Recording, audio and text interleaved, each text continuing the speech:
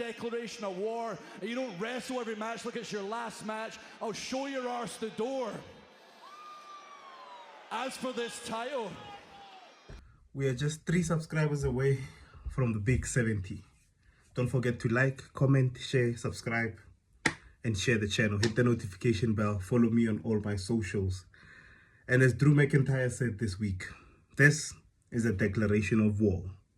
Hit my music.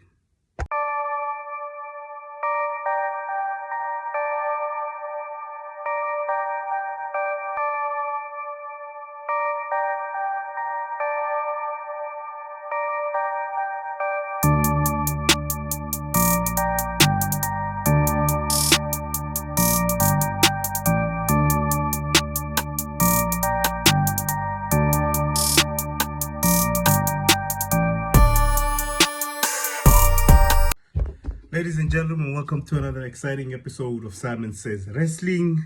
As always, I'm your host, Simon. Thank you so much for tuning in. Don't forget to like, share, subscribe, and hit the channel, the notification bell. And like I said, we're 2 subscribers from 70. So tell a friend to tell a friend to tell another friend. Come through to the channel, hit the subscribe button. Let's grow the community and let's talk more wrestling. Some interesting pointers coming out of this week in the WWE. First of all, I'm going to start with the promo that shook the world. So it seems Roman Reigns and CM Punk. So Roman Reigns and CM Punk made it very clear that they will be going one-on-one at WrestleMania. First point that I would like to say is that I didn't expect Roman Reigns to be going after CM Punk because I hadn't looked at the storyline with basically CM Punk being the one that brought the Shield into the WWE. I thought that was a nice touch. It has been mentioned before that the Shield was basically a concept that CM Punk had helped form. And there's a lot of history there. So I like that tying in of that little minor detail that some of us might have forgotten. I loved the promo that they both gave. I loved the back and forth that they had. I loved the points that CM Punk and Roman Reigns made. I can relate more to CM Punk's points than I can to Roman Reigns. And this is in light of how I think Roman Reigns is being presented now. Obviously, I'll get more into that into the video. But it seems like we're going back to the basics of SmackDown versus Raw.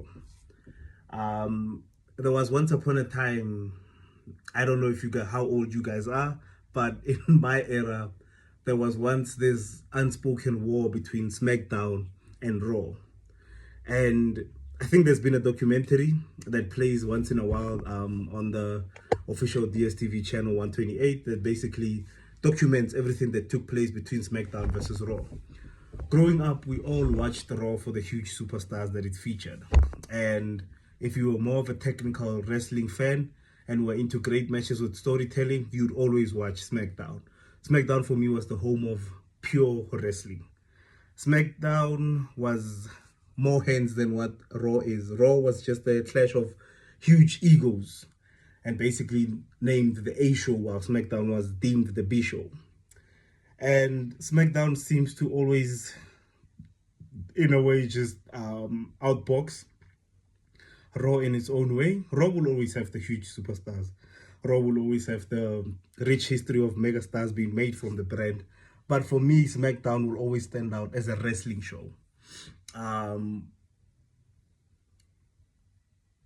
For me, if you were to ask between Monday Night Raw and SmackDown, which would you watch the most? I definitely would say SmackDown. And this is because, obviously, of how I grew up watching it. Obviously, with matches, I think the best example was Rey Mysterio versus Kurt Angle. They had Eddie Guerrero at the time and Batista. And I think there was a point where Brock Lesnar was also part of SmackDown. And it was one of the best must-watch TV that you could ever watch growing up. So bias for me will always be SmackDown. But Raw, we were known for the huge superstars that it featured.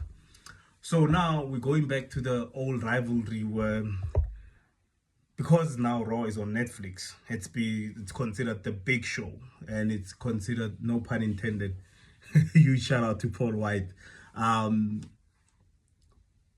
World Heavyweight Championship is on Raw.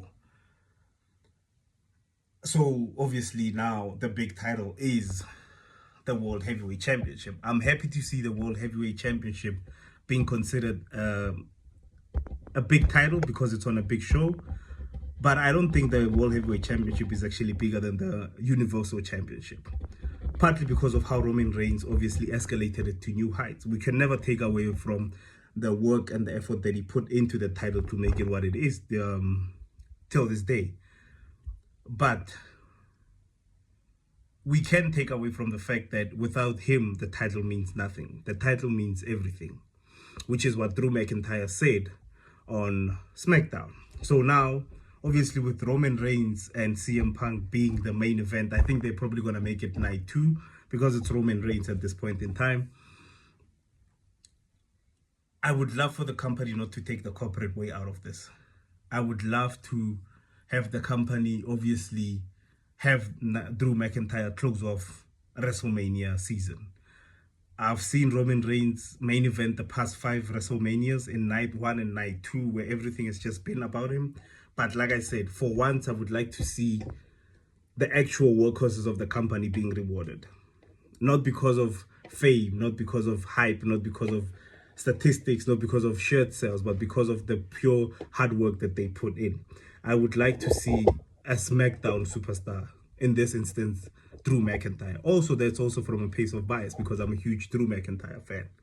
But at the end of the day, the box office attraction for WrestleMania has been said. It's Roman Reigns versus CM Punk. CM Punk did not make the World Heavyweight Championship relevant. He didn't make the title what it is today. CM Punk, there is a man by the name of Seth freaking Rollins who took that title to heights. And I think when he does come back, he's probably going to be aiming for that title.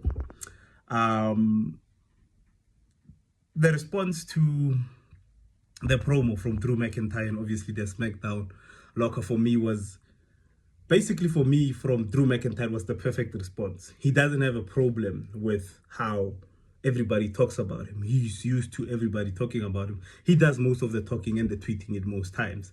But the fact that Monday Night Raw thinks that it's a bigger show than what SmackDown is, as Drew McIntyre stated it, it's a declaration of war. And immediately when he said it was a declaration of war and that every SmackDown superstar should be leaving it in the middle of the ring, I honestly just got goosebumps because my mind went straight to Survivor Series. Are we now going to have SmackDown versus Raw, champion versus champion, and to prove which one is the most dominant brand? I don't know. My mind just went there. Immediately when Drew McIntyre said it's a declaration of war, I immediately went to Survivor Series. I was like, okay, give me CM Punk versus Drew McIntyre. Give me Jacob Fatu versus Roman Reigns. Give me, at this point in time, Obafemi. Obafemi is obviously going in between brands. He hasn't been signed to one specific brand as of late.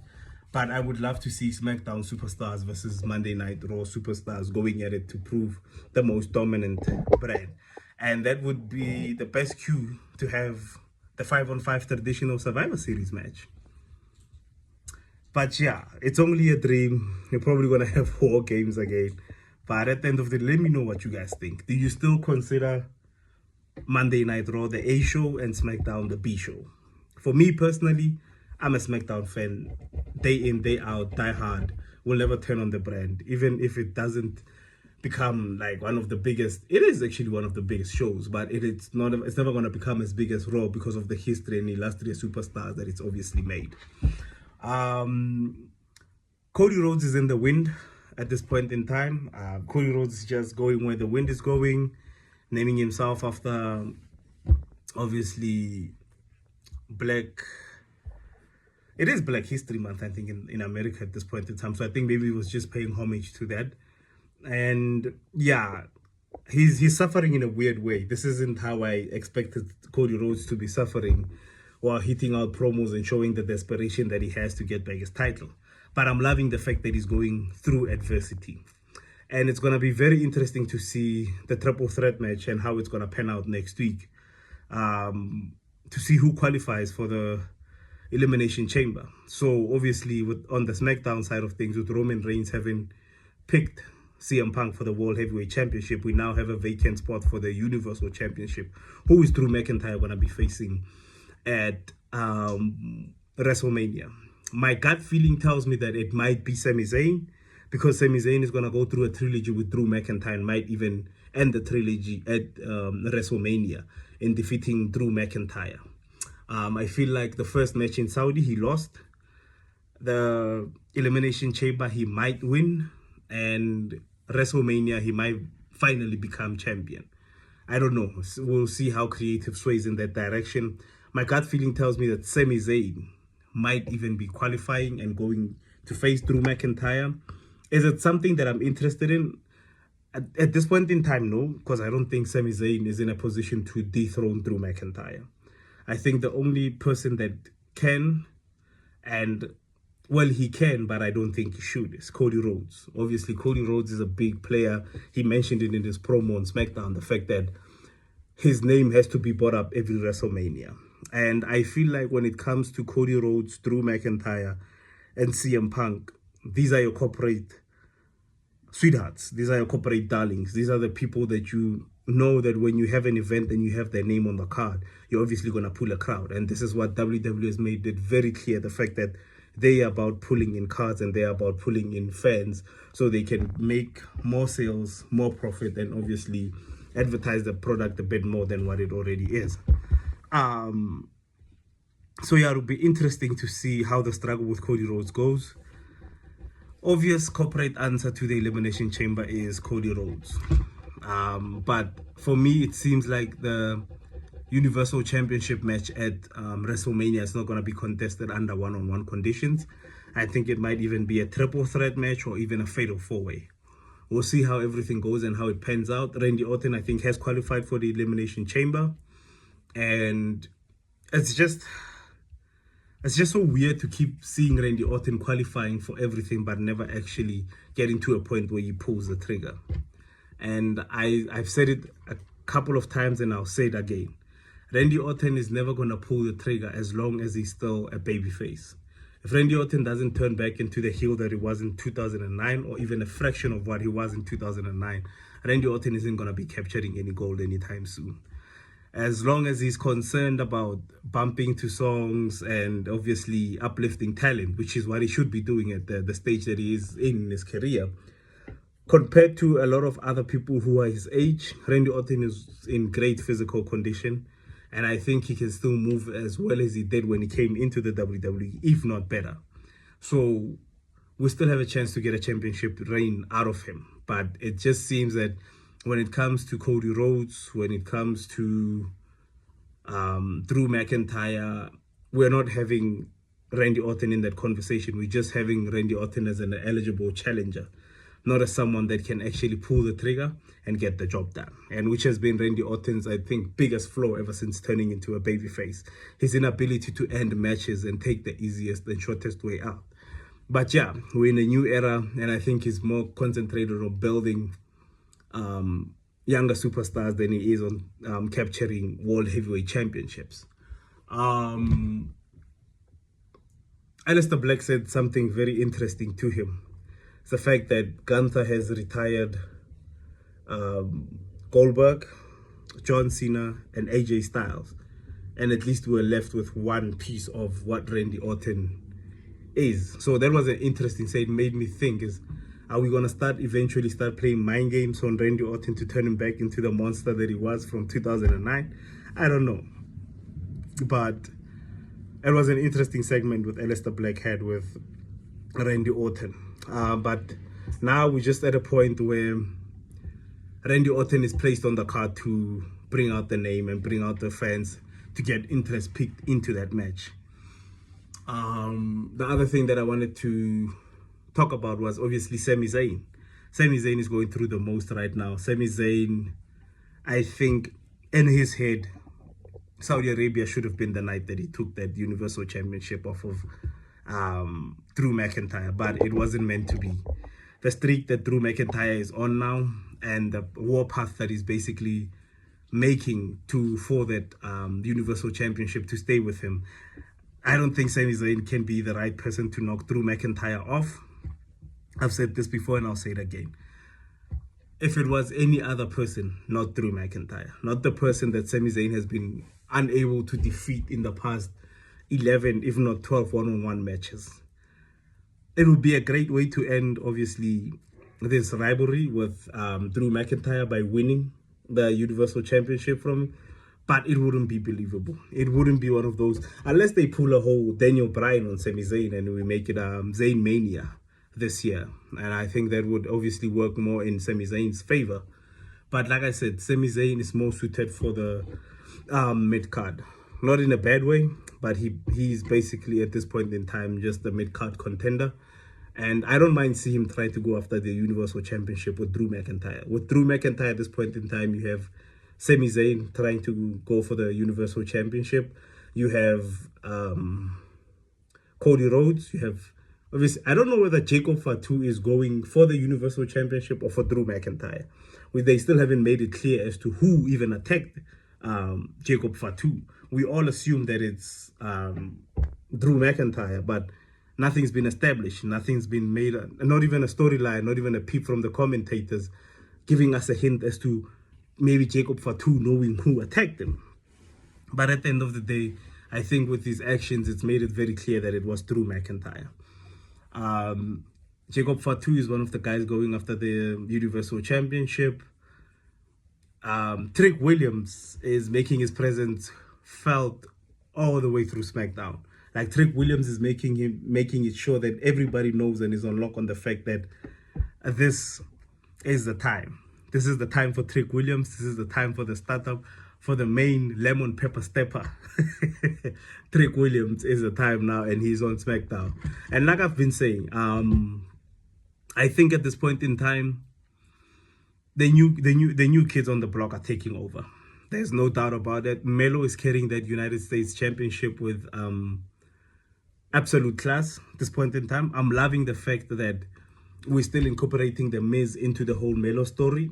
But I think from here on, with obviously having defeated him this week, we can take Miz out of the equation. Eli Dragunov I think is going to be stuck in the United States picture for a while because he is the former United States champion and he wants that title. In my honest opinion, Eli Dragunov needs to aim for another title. I think a match with Eli and Drew McIntyre would be feeding like communities for days. But Eli seems like he's still stuck on the United States Championship. They were making basically a story as to where the Miz is trying to get into Melo's head. But obviously having failed this week and having to fail the United States Championship, we'll see what's next for him. Jade Carghill finally has an opponent in Jordynne Grace. And it'll be interesting. I know obviously Jade Cargill is going to retain the women's title. I think the only person that can take off the title off of Jade Cargill is Bianca Belair. Bianca Belair has been out on injury for a couple of months now. I don't know whether, I thought she was going to be coming back at the Royal Rumble. She didn't pull through at the Rumble. So I think the next best thing would be for her to return at WrestleMania. How they incorporate her into the championship picture, I have no idea. But at this point in time, the only person that I think that is eligible to take the title off of Jade Cargill is Bianca Belair.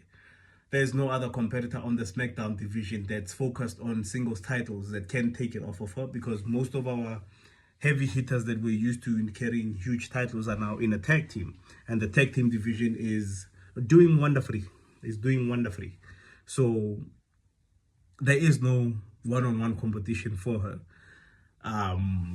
So we'll see how the match goes with Jordynne Grace. Obviously, I'm predicting that Jade Cargill comes up with a W and actually wins the match against Jordynne Grace. So now we're at a point where I haven't seen Jimmy in a while. Jimmy Uso. Jey Uso has been out here soloing the tag team championships all by himself. And I think that's just basically taking the tag team division a bit back. I won't even lie. I don't know whether he's out on injury or he's just present for the first couple of weeks or months of the child's birth. Whatever reason it is, the tag team titles are taking a knock. And I think at this point in time, if the WWE doesn't do anything, I think that those titles might revert back to being insignificant in a way. But yeah, I don't know. Let me know what you guys think, what caught your attention this week. Rio is still competing at a high pace in the women's tag team division. Very great to see. Like I said, I don't have a problem with the tag team division at this point in time.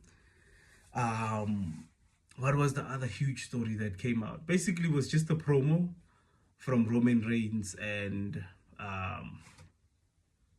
CM Punk. Liv Morgan obviously hasn't made a choice as to who she's going to be facing for the championship at the match at WrestleMania. But at this point in time, I think it's going to be whoever wins the match against Jade, Carghill, and Jordan Grace. Because it seems that Raquel Rodriguez is going after the World Heavyweight Championship on Raw. So, yeah, it's interesting to see what they do with this one. Dominic Mysterio is still hogging the Intercontinental Championship. I think if we can just get that title around Penta. They've underutilized Penta so far.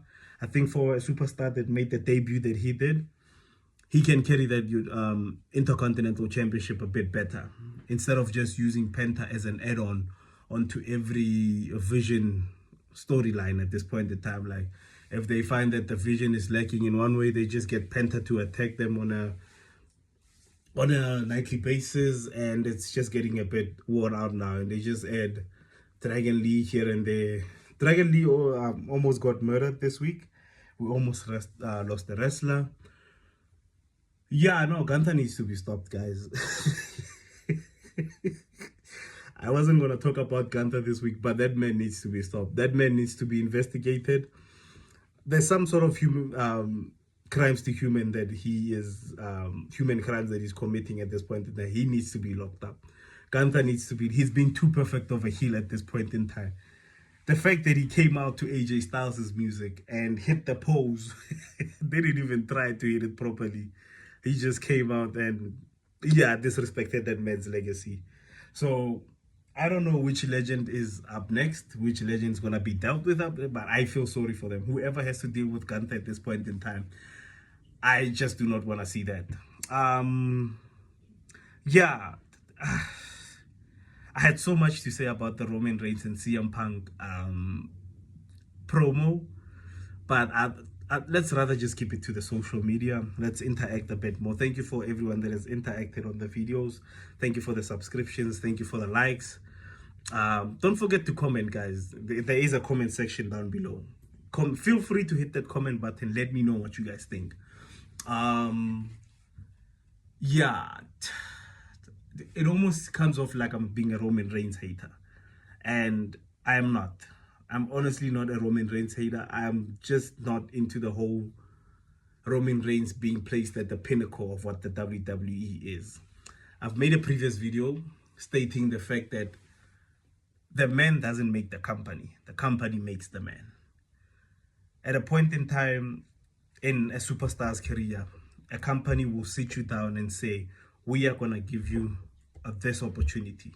What you choose to do with it will either make or break you. And yeah, there's just a lot wrong with Roman Reigns' promo on Monday Night Raw. But let me know what you guys think. Let me know what caught your attention this week, what you'd want to go deeper in, what you would like to see more of. Obafemi at this point in time is just going through his squash match era. I say give him the King of the Ring and give him his World Heavyweight Championship just before or after WrestleMania. He's that good at this point in time. He's that good. Thank you all so much for tuning in. And if you've made it this far to the video, please hit the subscribe button. Hit the like button. We are 2 more subscribers to 70 on YouTube. So like I said, at least by the end of June this year, let's get the channel to about 150 subscribers. It's a long way to go. It's a big dream, but we'll get there. Talk more wrestling and we'll get there. Thank you so much for tuning in. Hit the like button, subscribe, hit the notification bell. Let's talk more wrestling. Follow me on all social media platforms, and thank you all so much for tuning in. And as always, peace.